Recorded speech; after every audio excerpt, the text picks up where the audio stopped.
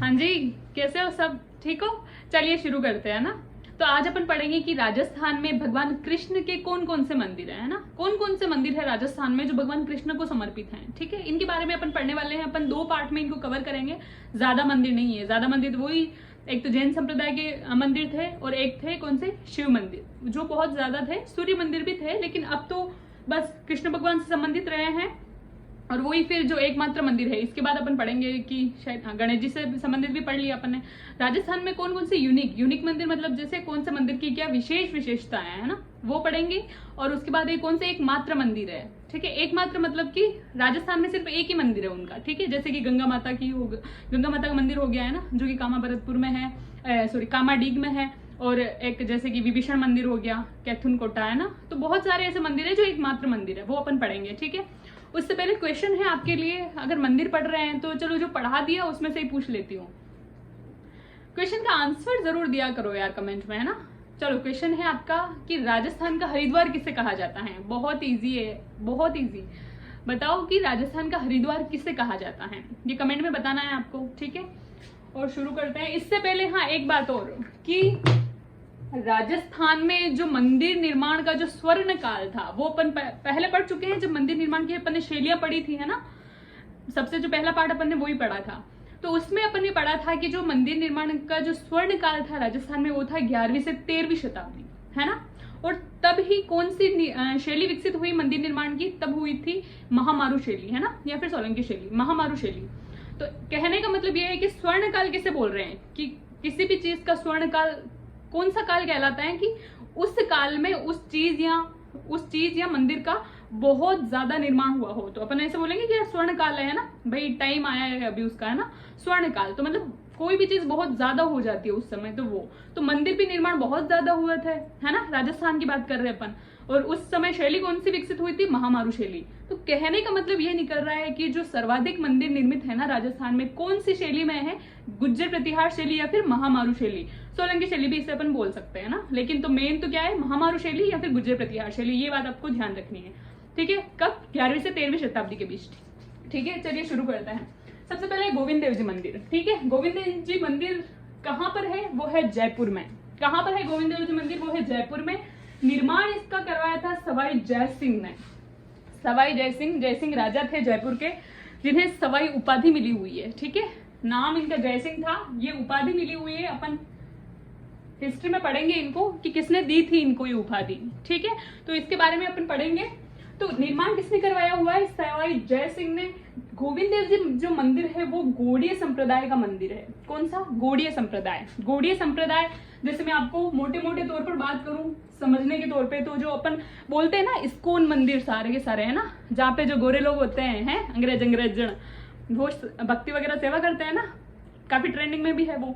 हाँ, तो जो सारे इस्कॉन मंदिर है वो कौन से, गौड़ीय संप्रदाय के मंदिर है। लिख लेना साइड में आप, इस्कॉन मंदिर है ना शामिल, सभी इस्कॉन मंदिर शामिल। ठीक है, तो वो कौन से, गौड़ीय संप्रदाय के मंदिर है। ठीक है, गौड़ीय संप्रदाय का मंदिर है कौन सा, गोविंद देव जी मंदिर। ठीक है, वैसे गौड़ीय संप्रदाय के जो मंदिर है राजस्थान में कई सारे मंदिर है। ठीक है, अपन जब संत संप्रदाय पढ़ेंगे तब काफी सारे मंदिर भी पढ़ेंगे जो कि गौड़ीय संप्रदाय के हैं। लेकिन राजस्थान में गौड़ीय संप्रदाय की मंदिरों में जो अगर प्रथम पीठ है ना, प्रधान पीठ बोल सकते हैं, तो वो कौन से है, वो है गोविंद देव जी मंदिर। ठीक है, ये आपको ध्यान रखना है। ठीक है, सवाई जय सिंह ने इसका निर्माण करवाया था और ये गौड़ीय संप्रदाय का मंदिर है। गौड़ीय संप्रदाय के बारे में अगर ज्यादा बात नहीं करेंगे, ये अपन संत संप्रदाय में पढ़ेंगे, लेकिन मोटे मोटे तौर पर इसका बात करें तो क्या है, इसके प्रवर्तक, गौड़ीय संप्रदाय के जो प्रवर्तक हैं वो है चैतन्य महाप्रभु। ठीक है, गौरांग चैतन्य महाप्रभु को गौड़ीय संप्रदाय का प्रवर्तक कहा जाता है। ठीक है, या फिर माना जाता है। जयपुर के आराध्य देव है कौन, गोविंद देव जी।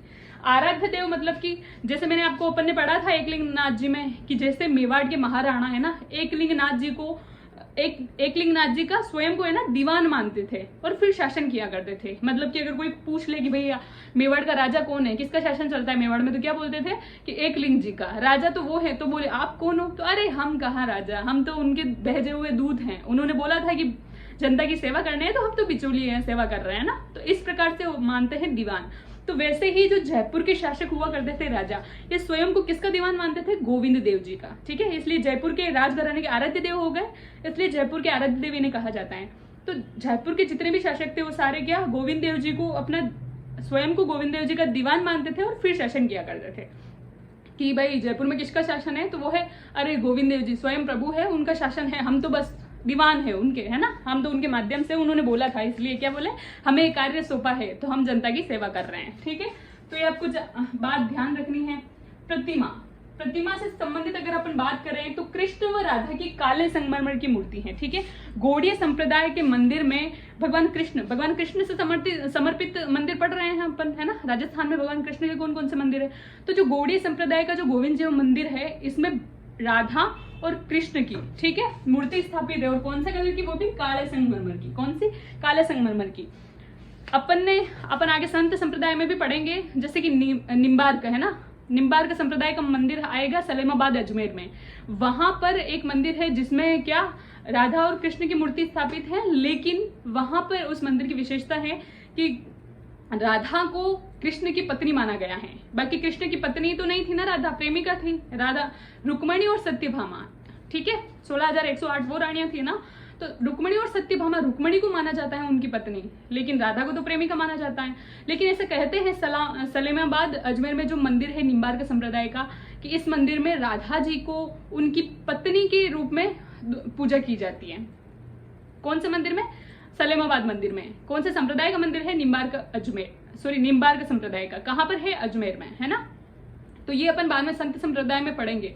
या फिर ऐसा भी दे दे कोई क्वेश्चन कि थी रुक्मणी की मूर्ति, पत्नी तो रुक्मणी थी ना, तो बहुत सारे ऐसे बोल देते हैं कि राधा जी को कौन सा मंदिर है जिसमें कृष्ण की पत्नी राधा को बताया गया है और पत्नी मानकर उनकी पूजा होती है, तो वो निम्बार्क संप्रदाय का मंदिर है जो कि सलेमाबाद में स्थित है। या फिर ऐसे भी बहुत सारे तो ऐसे भी मतलब ऐसे बोल देते हैं कि राधा जी की नहीं है, पत्नी बोला है, इसका मतलब तो वो रुक्मणी जी, तो ऐसे भी आ जाता है कौन से मंदिर में रुक्मणी की भगवान कृष्ण के साथ मूर्ति स्थापित है ना, वो चीज है। ठीक है, वो अपन पढ़ेंगे। या फिर किससे समर्पित है वो मंदिर, वो राधा जी को केवल। ठीक है, इसके बाद है ये कृष्ण व राधा की, मतलब युगल रूप में, है ना, काले संगमरमर की मूर्ति स्थापित है। और विशेष इस गोविंद देव जी मंदिर जब आप जाएंगे तो इस मंदिर के बारे में विशेष ये चीज बताई जाती है कि यहाँ पर बिना खंभों वाला विश्व का सबसे बड़ा सत्संग भवन है। ठीक है, बिना खंभों वाला बहुत लंबा चौड़ा भवन बन रखा है जहां पर बैठकर सत्संग किया जाता है ना।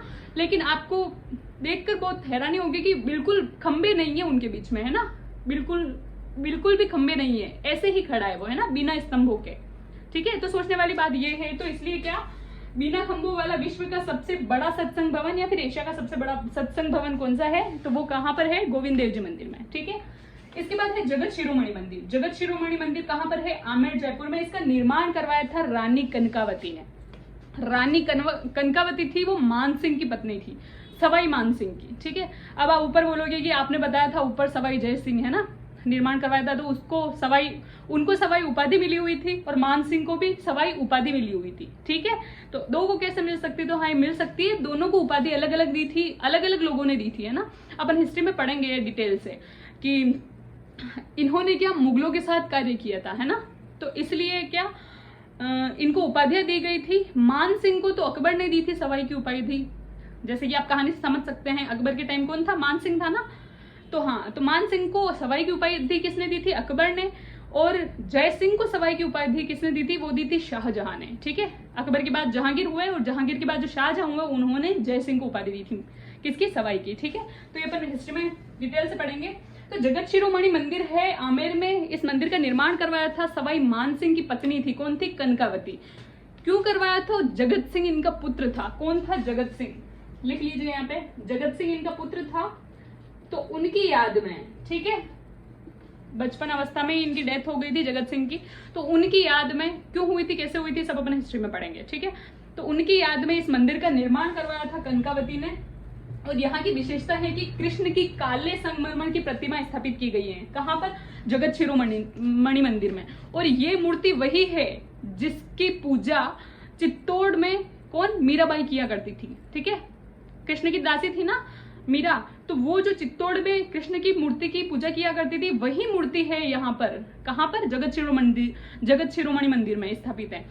तो वो मूर्ति यहाँ कैसे आई, तो ये स्वयं मानसिंह लेकर आए थे। कौन? सवाई मानसिंह उस मूर्ति को चित्तौड़ से यहाँ पर लेके आए थे। ठीक है, तो वो ही मूर्ति मानी जाती है काले संगमरमर की जो यहाँ पर स्थापित है। ठीक है, तुलसीदास जी, ठीक है, ये तुलसीदास जी है वो गुरु थे किसके? जगत सिंह, जिनकी डेथ हो गई ना, जिनकी स्मृति में बनवाया गया था मंदिर, उनके गुरु थे। कहने का मतलब यह है कि जगत सिंह को जो शिक्षा प्रदान करी थी वो किसने करी थी? तुलसीदास जी ने। ठीक है, किसने करी थी? तुलसीदास जी ने। इसके बाद है कि जो सवाई मानसिंह है ना, कौन? सवाई मानसिंह, जिनकी पत्नी है कनकावती। ठीक है, तो कनकावती ने तो निर्माण करवा दिया जगत शिरोमणि मंदिर का, कहां पर? आमेर में। लेकिन फिर सवाई मानसिंह ने भी एक मंदिर का निर्माण कराया था, कौन सा? राधा गोविंद मंदिर का। और ये मंदिर किसका निर्माण किसने करवाया था? सवाई मानसिंह ने। ये मंदिर कहां पर है? तो ये है वृंदावन में।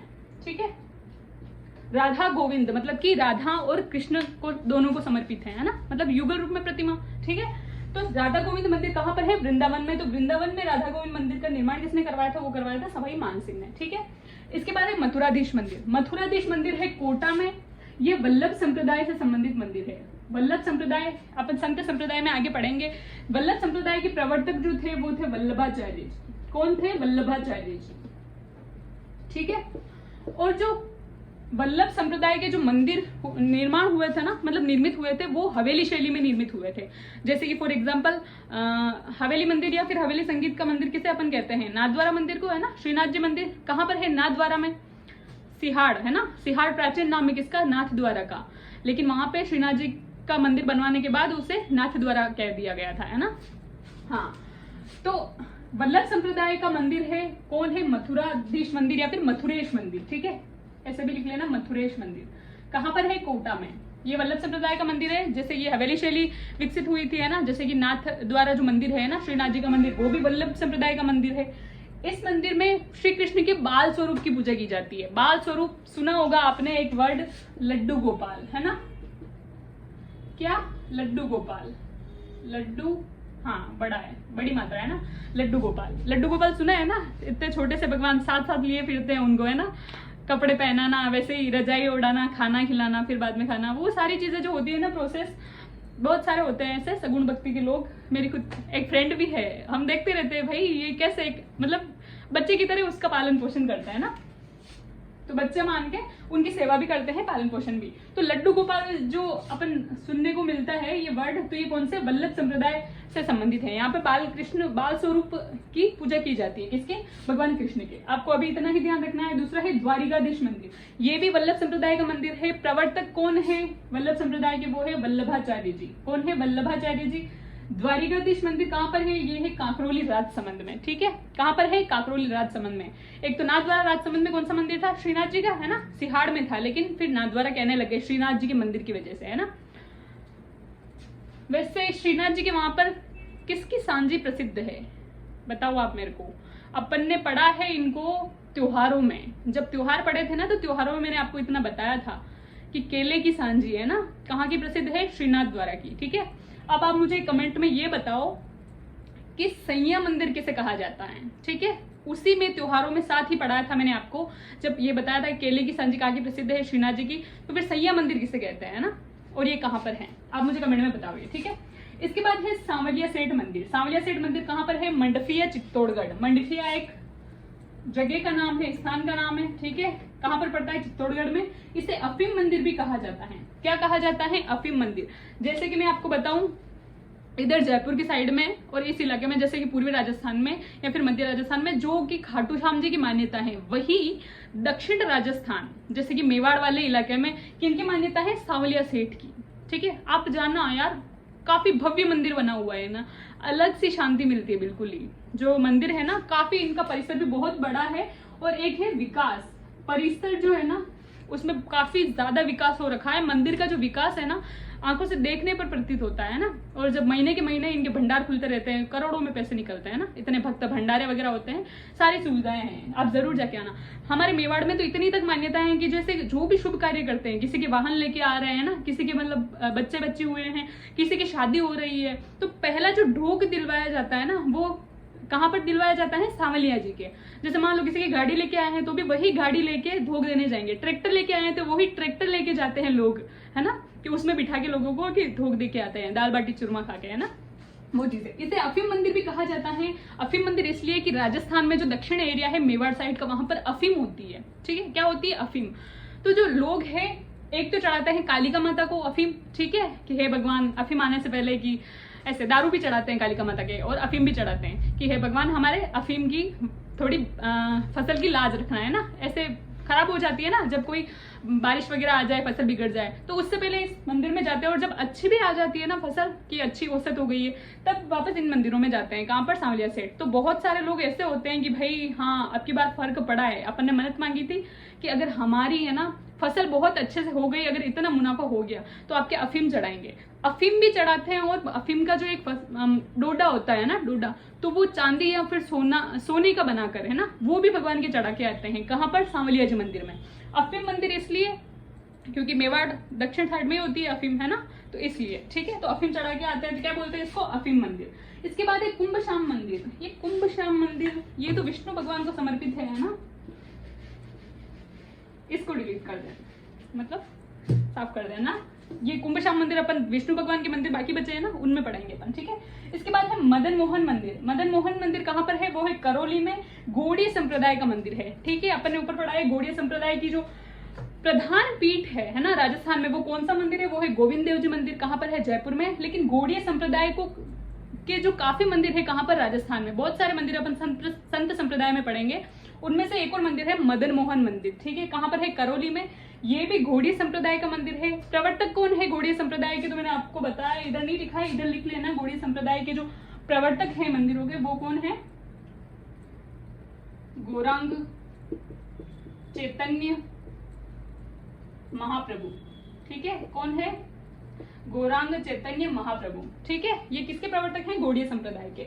मदन मोहन मंदिर के बारे में जो विशेषता है वो ये है कि कृष्ण की राधा के साथ प्रतिमा स्थापित है। ठीक है, कृष्ण की किसके साथ? राधा के साथ प्रतिमा स्थापित है। इधर भी अपन ने पढ़ा था गौड़ीय संप्रदाय के मंदिर में कृष्ण व राधा की प्रतिमा स्थापित है। ठीक है, तो इधर भी कृष्ण की राधा के साथ। कहने का क्या मतलब है? गौड़ीय संप्रदाय का मंदिर मतलब कि इस्कॉन मंदिर। आप जाना कभी भी इस्कॉन मंदिर में, है ना, युगल रूप में ही जो कृष्ण भगवान है उनकी प्रतिमा स्थापित है, ऐसे अकेले की नहीं है ना। कृष्ण और राधा, कहने का मतलब क्या है? ये दोनों ही मंदिरों में, या फिर जो भी गौड़ीय संप्रदाय के मंदिर है उनमें, है ना, राधा कृष्ण दोनों के साथ में मूर्ति प्रतिमा स्थापित है।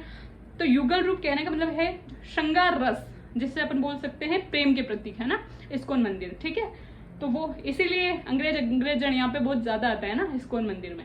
तो बस आज के लिए इतना ही, और कल अपन पार्ट 2 कवर करेंगे। ठीक है, धन्यवाद।